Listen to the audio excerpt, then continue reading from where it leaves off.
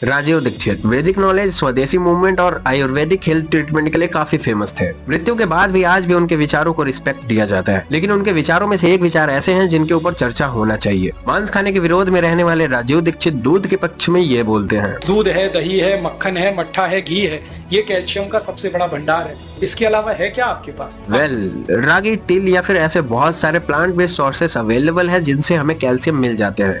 खैर आगे सुनते हैं। अपने देश में ऐसी भी गायें हैं जो 60 लीटर, 70 लीटर, 80 लीटर दूध देती हैं। अब वो 1.5-2 लीटर तो पी सकता है। अब उसकी माँ को दूध उतरता है 15 लीटर, तो आप क्या करेंगे? आप ये करेंगे, या तो बछड़े को ज्यादा पिलाएंगे तो वो बीमार होकर मर जाएगा, बाकी दूध माँ को उसके थनों में ही छोड़ देंगे तो माँ मर जाएगी। गाय ज्यादा दूध बनाती नहीं, इंसान बनवाते हैं, इंजेक्शन के थ्रू और सिलेक्टिव ब्रीडिंग के थ्रू। तो ये आर्गुमेंट यहीं पर खत्म हो जाता है कि दूध ना निकाला तो या तो माँ मर जाएगी या बच्चा मर जाएगा। दूध के ऊपर उनका तर्क रखना शायद अनजाने में था, क्योंकि बीफ के अगेंस्ट इन्होंने काफी पहले आवाज उठाया था।